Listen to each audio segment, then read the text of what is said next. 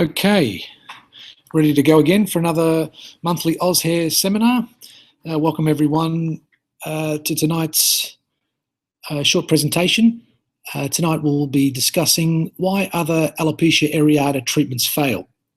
So alopecia areata is quite a it's a condition which presents with hair loss, and we get a lot of people coming through our clinic with this condition. So it's quite an interesting topic because there are some options out there, as I'll discuss, but they're not that flash. So we'll go through and explain a little bit more about this this topic.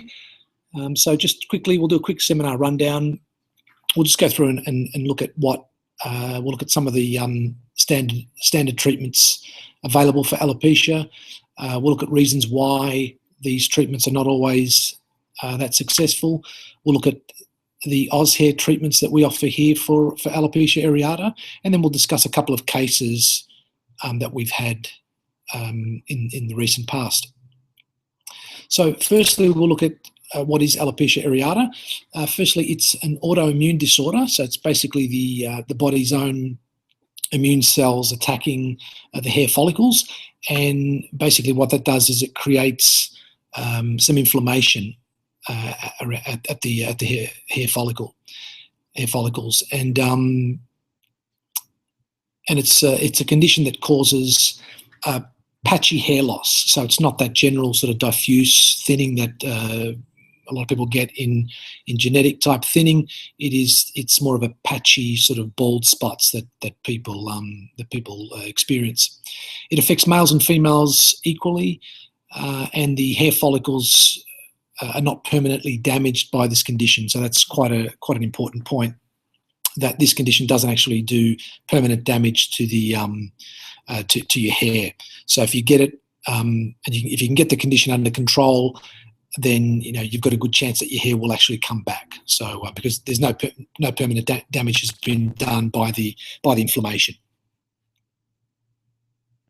Sorry about that. Just moving on now to the standard treatments for alopecia that are available today. Firstly, we have steroid injections, and so basically they are a strong anti-inflammatory medications that they inject directly into the scalp. Steroids are obviously used to control the inflammation. However, these injections are usually only suitable for small patches of hair loss, not larger ones. Secondly, we've got topical steroid cream or gels that they use, and this type of medication is better for larger areas, sort of larger patches on the scalp. And obviously this is a similar function to the injection. It controls the inflammation. However, it's not as strong as the injections that we've just described. Another option is topical minoxidil. Minoxidil it's a medication that we've discussed quite a lot during our previous seminars. In fact, just about every seminar it gets a mention, because it is the major pharmaceutical externally applied medication for genetic hair loss. But it has also been found to be of some use with alopecia areata patients. So just briefly, again, without going into too much detail, minoxidil is basically a vasodilator, so it just expands or opens up the blood vessels and gets more blood into the scalp tissues. It is, as I mentioned, it is used commonly for genetic hair loss, but as I said, they've found that it can help somewhat with alopecia areata as well. And if it's going to work, it usually starts within about 2 to 3 months. So if it hasn't started to work by that period of time, then it's probably not going to help. The fourth type of treatment for alopecia is called what they call topical immunotherapy, and there's a very strong drug that is used for that. Difenzaprone, okay, or DPCP. There's not a lot of specialists that use this, or that sort of use this type of treatment. So it's not as easy to this type of treatment's not as easy to source out, but it has had some success. And basically, how it works is by creating scalp irritation. So it creates a pretty much a red skin condition of the scalp, which somehow controls the I guess the inflammation and therefore the hair loss. However, it's not exactly clear how. So someone stumbled across this. They're not sure about the mechanism that's involved, but they found it has been effective in some cases. One issue with this type of treatment is that the side effects are quite problematic, and I'll go into those a little bit later. Another type of treatment that is proven to have some value is what they call PUVA, or Sorolin plus UVA light therapy. Okay, so Sorolin is a plant-based substance that they combine with UVA light, and they've had some success, but as I mentioned in my last point, it's quite limited. Doesn't work on the majority of cases, but there are a small number of cases that have responded to this type of therapy. So it is another option out there for alopecia areata sufferers. And also keep in mind that it does require a number of treatments. So you need to obviously go to the particular clinics that offer this treatment, and quite regularly, usually 1 or 2 treatments per week for a number of weeks. And the final approach that is used for alopecia is actually no treatment. Just keep in mind that this condition can resolve itself spontaneously.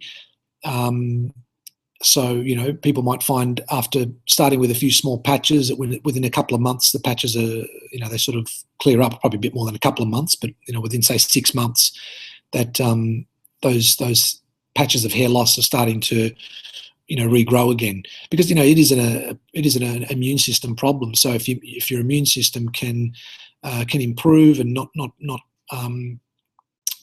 be affected anymore, then it can recover quite in just a few months. And keep in mind that alopecia areata doesn't actually affect your general health. So it's something that if you don't really mind, you can leave it alone, let it run its course. And it might recover after a period of time, or it may not recover, but it usually doesn't affect other internal organs or other functions in your body. So although it's not pleasant to lose your hair, it's certainly not a dangerous thing that can sort of affect your health long term. But I guess an important point is that some people, if they do leave it, it can obviously worsen to the point of where you lose all your hair. You can start losing, eyebrows and other body hair as well with this condition. And it may never, you may never get it under control without some sort of treatment. Some people spontaneously, it will recover, but others it can go on for years and never recover. So now we'll look at why the treatments I've just mentioned, why these treatments fail. So I mentioned firstly the steroid injections. Obviously having injections into the scalp would be very painful. So that's obviously one of the first drawbacks with this type of treatment. It's also only useful for small patches. So if you've got larger patches of hair loss, these injections are not going to be very practical. And also, with any sort of invasive therapy such as injection, there's the risk of infection as well. So yeah, a couple of drawbacks there with this type of alopecia areata treatment. With the topical steroids, firstly, they're not so effective. Some of the people that I've seen come through here with alopecia, they did mention that they've used the topical steroid creams or gels and didn't really sort of say it really helped very much at all. And they often take up to 6 months to work. So you have to use it for a long period of time before you even see whether you're getting any results. With the topical minoxidil, I might have mentioned before briefly, but the success rate's not very good in cases of alopecia areata. So it's obviously not a first-line treatment. Some specialists might recommend to try for a couple of months and see if you're getting any results, but the success rate isn't that high. With the topical immunotherapy, as I mentioned, that's quite a harsh treatment, actually creating a skin rash or a skin reaction on the scalp, which is somehow meant to control that inflammation and stop the hair loss. However, keep in mind that when you stop using this treatment, the hair loss it often returns quite quickly. And also I did mention the side effects before as well. People can have ongoing skin irritation with this type of therapy. With the Sorolin UVA treatment, also mentioned before briefly that it's quite limited in its effectiveness as well. Let's look at how the Alopecia herbal treatment works for alopecia areata. So, as with our genetic thinning programs, firstly we do need to clean the scalp pores just to make sure that the nourishing medications that we're going to use as part of the treatment will be able to get absorbed more efficiently. So the cleansing process is very important.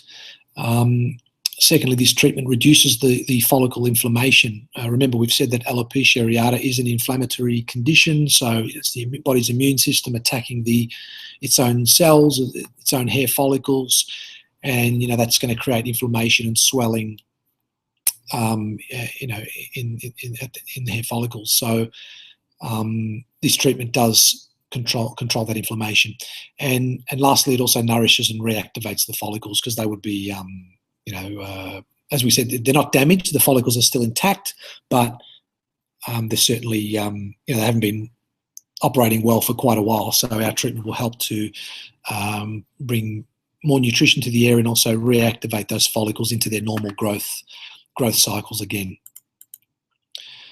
And what else can I tell you about the Alopecia treatment? Well, we should all know by now that it is an all-natural herbal treatment.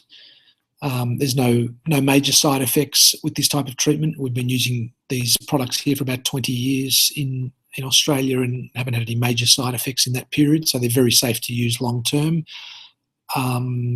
And believe it or not, with alopecia areata, we've actually had for those people that continued the program for the prescribed period of time, we've actually had a 100% success rate with recovering these patients' hair, and also within the first 3 or 4 months, everybody that we've treated did achieve some improvement. Okay, in 3 or 4 months, you're not going to get the full recovery.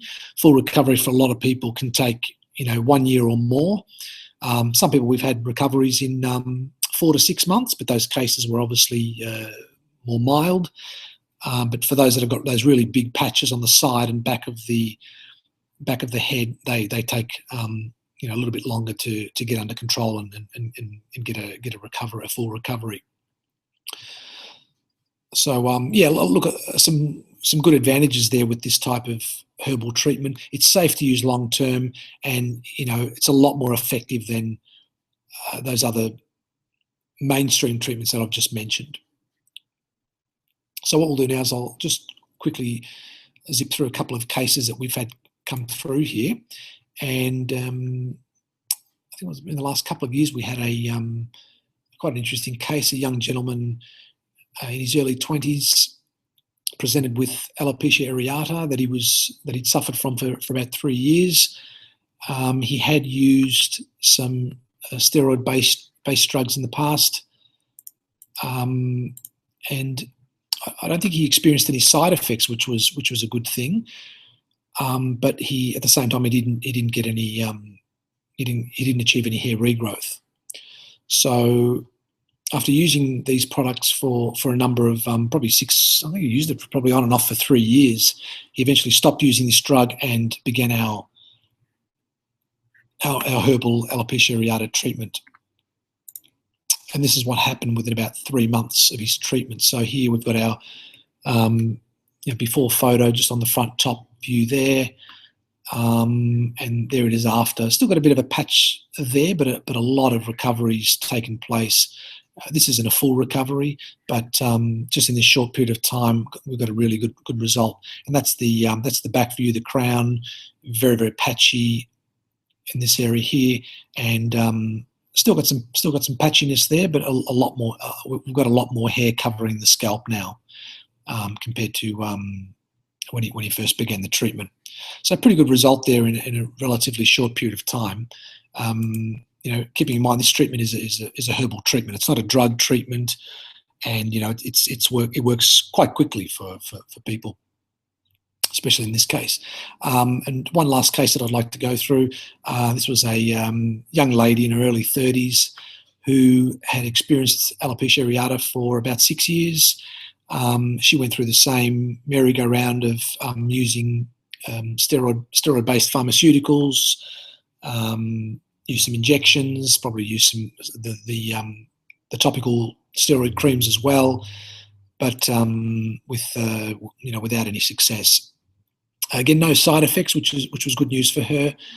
And she actually did achieve some results initially with the injections and the steroid treatments, but then after a period of time, her hair the condition just started to regress, and she and just ended up the medications ended up not being able to help her anymore. So naturally, she looked for another option and found us here at OzHair and began our herbal treatment. And here are some of the photos there. This is the initial photo there. Just at the end of July 2014, she started our treatment. And sorry, it's probably not that clear, but that's the a close-up, a times 200 view of the one of her hair follicles there. And as you can see, you might be able to see the redness there. I think the redness should be clear on the scalp, and that's just like a hair coming out of it there. But as you can see, it's sort of like a white hair or a grey colour hair, so very sort of malnourished or undernourished hair because of the inflammation there. Excuse me. And then as we move on after a couple of months here, that redness is definitely starting to die down, and she's actually got a few more hairs as well in the same. So this is the same point. These two are the actual same point, but a couple of months later. So the inflammation's settling down, the redness is settling down, as you can see on the magnified image, and we're getting a few more hairs growing in the same area as well. And this is after another couple of months. So this is a total of about 4 months. Let me just check. What is it? July? Yeah, that's right. End of September. It's about 4 months of treatment there.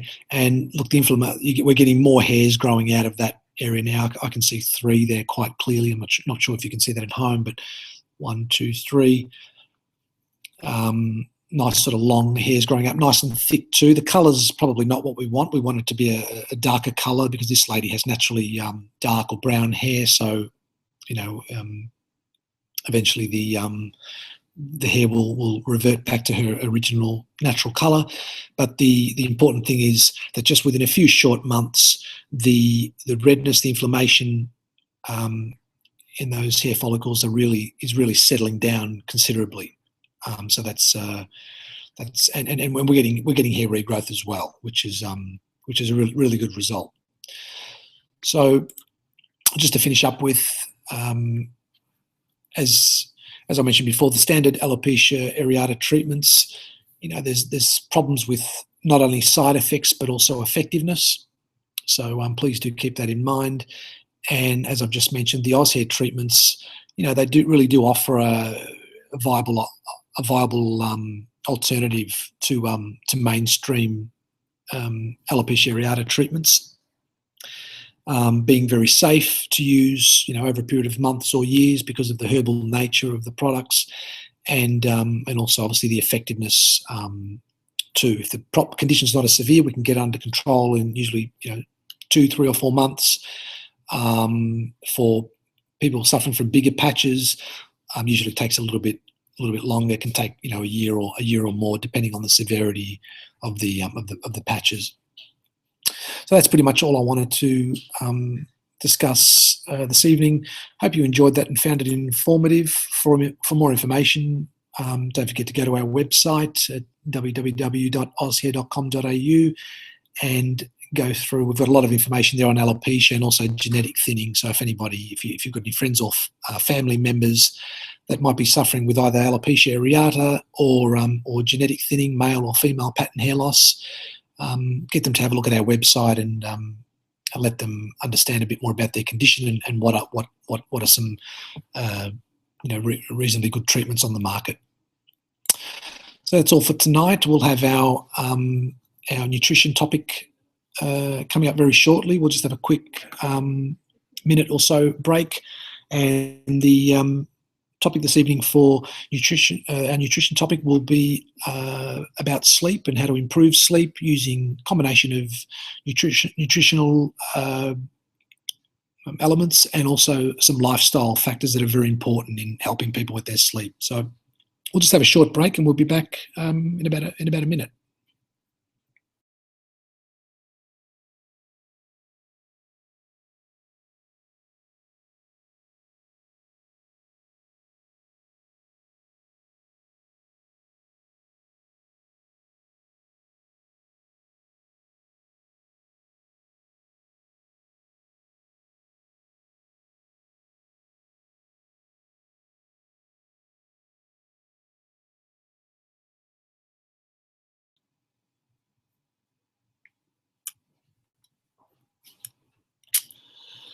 Okay, good evening, ladies and gentlemen. As Nick has just mentioned, today we are going to talk about the importance of sleep. Now, this is something that is often overlooked and probably taken for granted as well by a lot of people, but there are so many people out there that struggle with getting a good night's sleep, and then they feel the effects of that the night after. And a lot of the time, most people aren't actually linking that lack of sleep to a variety of other health concerns. So what we're going to do today is we're going to look at why a good night's sleep is so important for us. We're going to briefly look at the sleep cycle. We're going to talk about some of the conditions that are associated with a lack of sleep. We're going to look at some tips and tricks to improve your sleep hygiene practices. And we're going to also look at how much sleep you actually need to be getting each night. Now, for those that have seen my presentations before, I do usually like to focus on the dietary and the maybe some supplemental suggestions that can help you overcome whatever our topic is for that week. But with a topic like sleep, what I really like to do is, instead of just pushing pills onto people and different supplements and tablets, etc., I really like to try and look at the diet, the lifestyle factors that might be impacting your ability to have a good night's sleep first. And a lot of the time, if you're able to get them under control, you find that you're able to overcome whatever it is without relying on supplements or anything like that. So yeah, there is going to be a stronger focus on the lifestyle tips today. Okay, so firstly, let's look at the importance of sleep. So sleep plays a vital role in good health and well-being throughout your entire life. So ensuring that you actually get enough quality sleep can protect your mental and your physical health while also improving your quality of life. While you're asleep, your body is working to support healthy brain function and to maintain physical health. Sleep for a healthy mind. Now, your brain needs sleep in order for it to work properly. And while you're asleep, your brain is forming new pathways while you're asleep, and this is helping you to learn and remember things that you've learned that day and things that you're going to learn the following day. It improves your ability to pay attention, to make decisions, and to be creative throughout the day. And due to a lack of sleep, there's studies out there that have showed that activity in some parts of the brain can decrease by up to 50%. Sleep for a healthy body. So your immune system relies on sleep to stay healthy, and this system is constantly defending against harmful substances. So any kind of sleep deficiency can reduce your capacity to fight off any invading pathogens.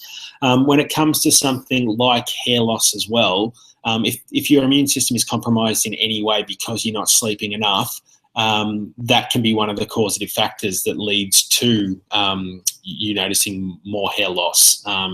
It's been proven that stress, etc., certain deficiencies are going to impact someone's ability to grow healthy hair. So definitely, if your immune system is affected in any way because you're not sleeping enough and giving it a chance to recover, that's one of the side effects you're going to see.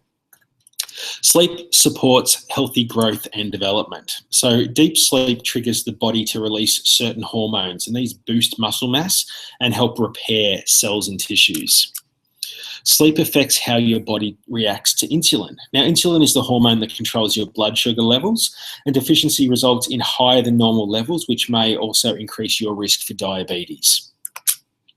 Sleep keeps your hormones that make you feel hungry in balance. So when you're actually not sleeping enough, you feel a lot hungrier than you would if you were getting a proper night's sleep. A lack of sleep has been shown to increase your risk of obesity, and once again, that's linked to the hormones. And sleep is involved in healing and repair of the heart and blood vessels. So an ongoing sleep deficiency is linked to an increased risk of heart and kidney disease. It can also be linked to high blood pressure, diabetes, and also stroke. Now, the sleep cycle. So here's just a diagram that shows the 5 stages of sleep. So we'll just have a look at each one really quickly. Stage 1. Now, you spend about 4 to 5% of the night in stage 1. And during this stage, you're in a light sleep. Your muscle activity slows down and you get some occasional muscle twitching. Now, you're usually in this stage for 5 to 10 minutes before you move on to stage 2. Stage 2, you're in for 45 to 55% of the night. While you're in this stage, your breathing pattern and your heart rate slow down and you get a slight decrease in your body temperature.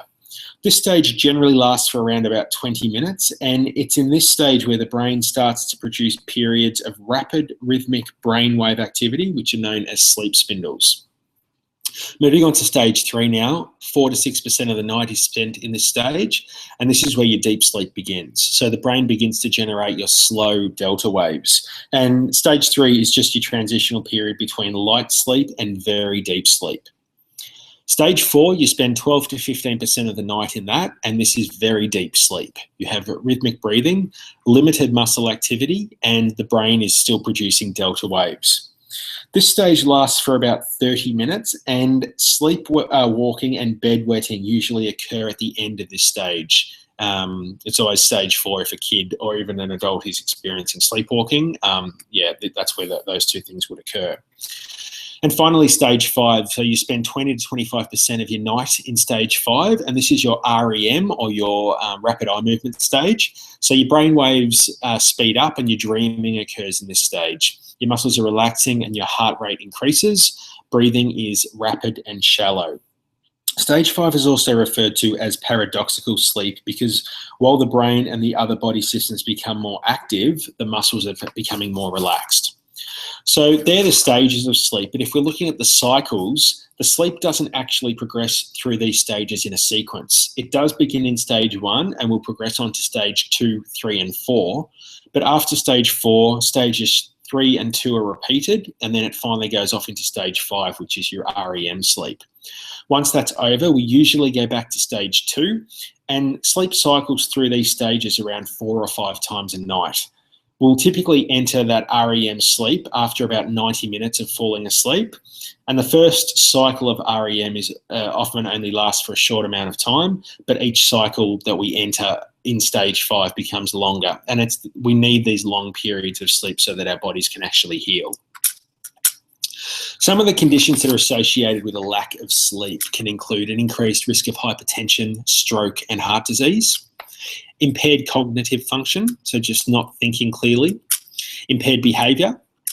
It can lead to depression, suicide, and increased risk-taking behaviour in some people. Delayed reaction times leading to an increased risk of accidents. Now, that can be silly things that you just do throughout the day. It can be maybe a car accident. There are things known as micro sleeps, where you actually just fall asleep without actually realizing what's going on. A lot of the time people are driving and they kind of just realize they've arrived home and they have no idea how they got there. That's usually a micro sleep has occurred, and these are obviously going to increase your risk of having an accident. Negatively affects the hormone and metabolic functioning, as we've said previously, and it has also been shown to be pro-inflammatory. So anything that's going to increase inflammation in your body is going to have quite a snowball effect in your body, as inflammation is the cause of a lot of diseases, including it can be detrimental for healthy hair as well.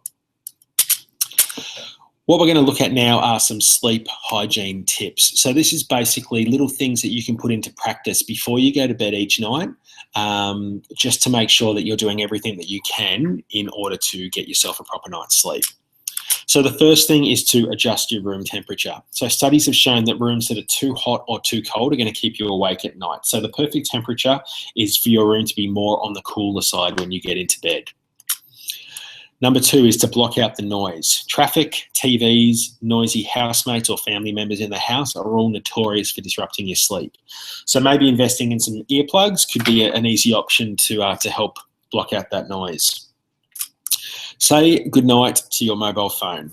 So using your phone at night actually hinders your efforts for a good night's sleep. So some tips might be to leave it in another room until the next morning.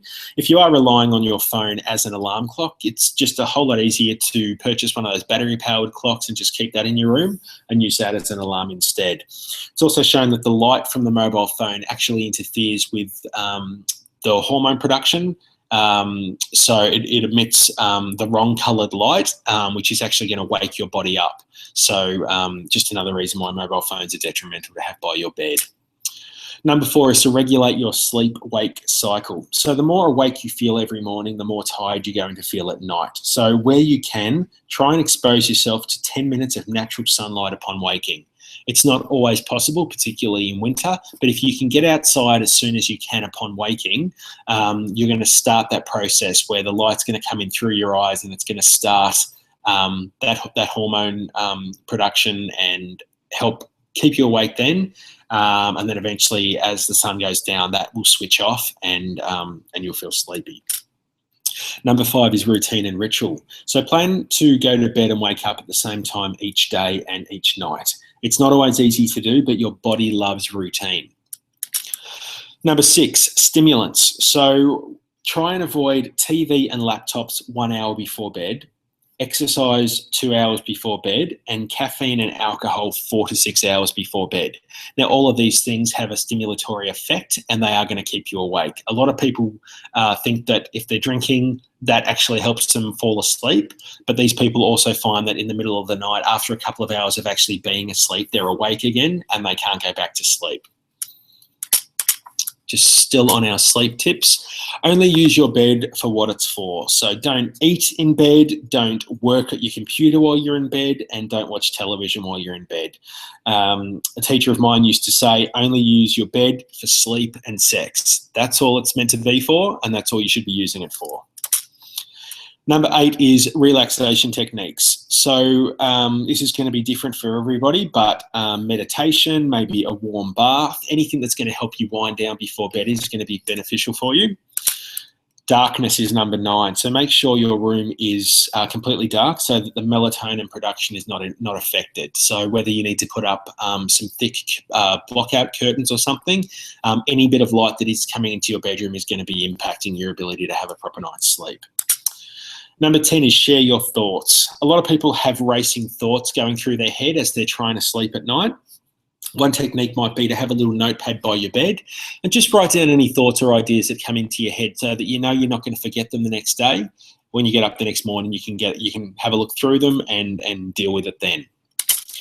And finally, start your day the right way. So instead of checking your texts, your missed calls and emails the second that you wake up, save that for the train ride into work or after you've had a proper breakfast. Your world is not going to come crashing down around you if you don't have your phone in your hand the second that you wake up. So just put that aside and see if that makes a difference for you.